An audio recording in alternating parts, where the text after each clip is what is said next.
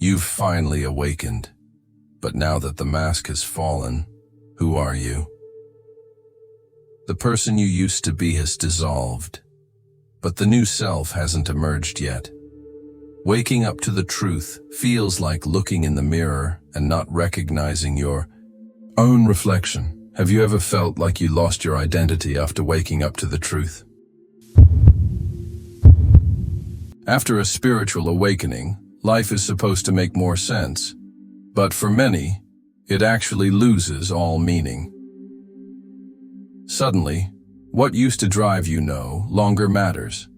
The goals, the dreams, the ambitions, it all dissolves. Did you know Carl Jung talked about this nearly a century ago? He called it the death of the ego. Imagine someone who spent years building a career, an image, a social identity. Everything was planned. Everything had meaning.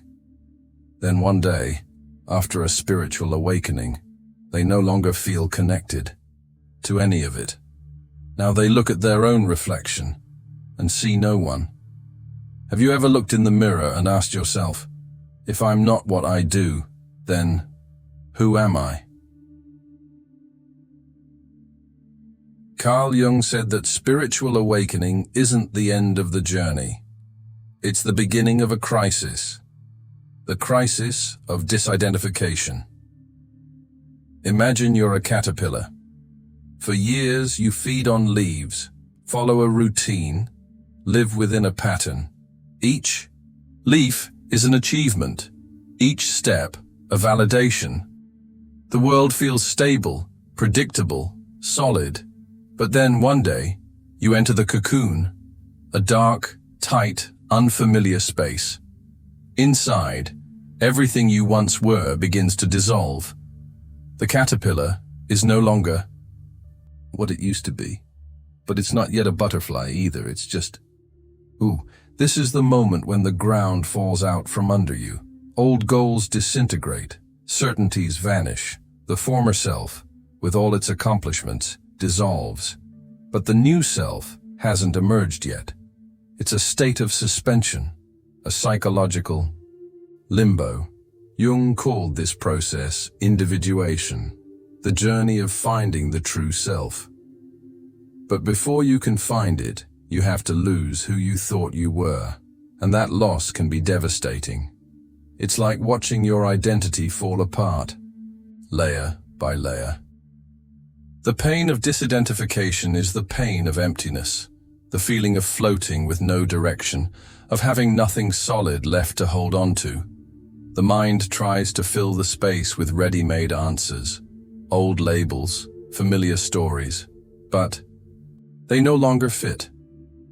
The old roles feel like clothes that are too tight for a body that's changing. And then comes the inevitable question. If all your achievements, status, and labels were stripped away, what would be left of you? The essence, the self that was always there, but buried under layers of masks, expectations, and conditioning. The inner voice you silenced in the name of social acceptance. The desires you repressed for the sake of success. The passions you ignored in exchange for security. And it's in this empty space, where the ego has been undone, that the true self begins to whisper. But to hear it, you have to quiet the noise of the mind. You have to face the void without trying to fill it right away. You have to accept the uncertainty without rushing to escape it. This is the stage where many give up. They try to cling to old identities, even though they no longer make sense. They try to return to the cocoon, even knowing the caterpillar is already gone. But what if, instead of resisting, you allowed the cocoon to do its work? What if, instead of trying to be someone, you allowed yourself to be no one, just for a moment, just long enough to hear what rises in the silence? Because it's there, in the void, that the voice of the self finally speaks. And it doesn't shout, it whispers. And you? Are you willing to hear what's left in the silence? In moments of disidentification, the human mind desperately searches for a reference point, something that makes sense, something that helps it feel like someone. But what if that reference point wasn't external? What if it was inside you? Imagine a man who spent decades building his career.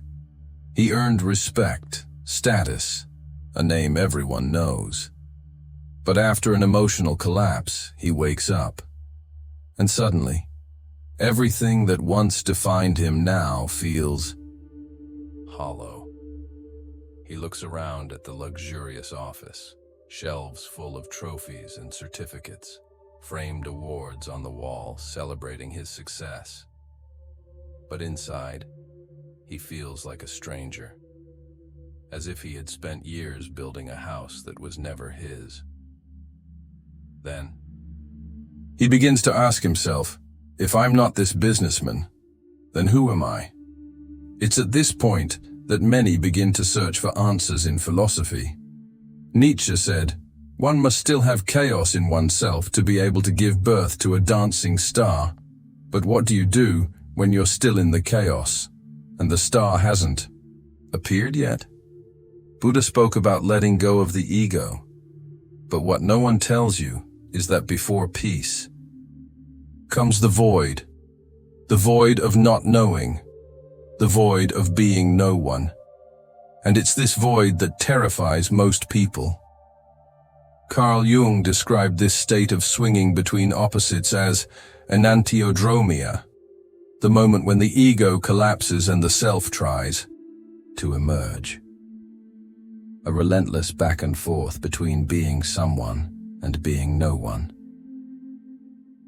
Imagine yourself in a dark room. On one side, the old identities pulling you back to who you used to be. On the other, the void, the silence, the uncertainty. And in the middle, you, oscillating. Do you feel like you're swinging between being someone and being no one? Between wanting everything and wanting nothing at all? Between the old self and the new one? Because it's in this state of oscillation that the true self begins to emerge. And it's not built, it's revealed. A piece of your essence that's always been there, but can only be seen when the lights of the ego finally go out. So now I ask you, what if, instead of searching for answers out there, you allowed yourself to listen to what rises from the chaos within? But what if I told you that this emptiness is the fertile ground from which your true self will emerge? To Jung, the self isn't something you build, it's something you discover. It's the deep, authentic core that has always been there, but buried beneath layers of conditioning, expectations, and borrowed beliefs. The self is that quiet inner voice that whispers while the ego shouts. It's the compass pointing to what truly matters, while the ego distracts you with false promises of success and recognition. At first, the self appears timidly, in faint whispers, in subtle intuitions, in desires that seem insignificant, but begin to pulse with power. The voice of the self is not loud. It doesn't announce revolutions. It doesn't demand applause. It just whispers, softly, almost inaudibly. But to hear it, you must quiet the noise of the ego. You must accept the emptiness as a sacred space, a space where the self can finally rise. Imagine yourself in an empty room, just you and silence. No distractions, no masks, just you. And in that stillness, the self begins to show itself. At first as a quiet discomfort, a repressed desire, a forgotten memory. something you've always wanted to do, but never had the courage to. Maybe it's an old dream, abandoned along the way. Maybe it's a talent you never explored. Maybe it's a calling to begin again from scratch, with no guarantees and no certainties. What is whispering inside you right now? What part of you is trying to emerge? When the self begins to surface, it brings with it a deep sense of peace. Not the fleeting peace of the ego, which depends on external achievements, but the inner peace that comes simply from being who you truly are, beneath all the layers the world tried to place on you. So I ask you, if you could hear yourself right now, what would it say? And what if you allowed it to guide your next steps? What if, instead of rushing to fill the emptiness, you let it reveal what really matters? The awakening of the self doesn't arrive like an earthquake. It's not an explosive moment or a grand event that changes everything all at once. On the contrary, the self emerges slowly, almost in secret. It reveals itself in small signs, in subtle nuances that often go unnoticed by those still caught in the noise of the ego. A recurring dream that keeps returning, persistent, bringing images or emotions you don't quite understand at first. Synchronicity, those so-called coincidences that feel far too precise to be random, disrupting your routine and pointing to something beyond the ordinary. An interest that once seemed insignificant. A desire you tried to ignore, but now pulses inside you with a quiet intensity, like a whisper that refuses to fade. These are the first signs of the self trying to break through, as if your true essence were reaching out, trying to make contact, to shatter the silence, to free itself from the grip of the old self that refuses to die, even though it's already fading. But to hear these signals, you need courage. Courage to let the old self die. To stop clinging to familiar certainties, to masks, to expectations. You have to be willing to face the discomfort of the void, the fear of the unknown and the uncertainty of what's ahead. And if you're going through this now, know this, that discomfort's a sign that transformation is already underway. What feels like a void might actually be a doorway, a passage to a new beginning. The very place where the self begins to reveal itself, little by little, in its deepest authenticity. So, now I ask you, what in your life is trying to get your attention, but you've been ignoring it? What message is hiding in the small details? What dream, what desire, what synchronicity have you been dismissing?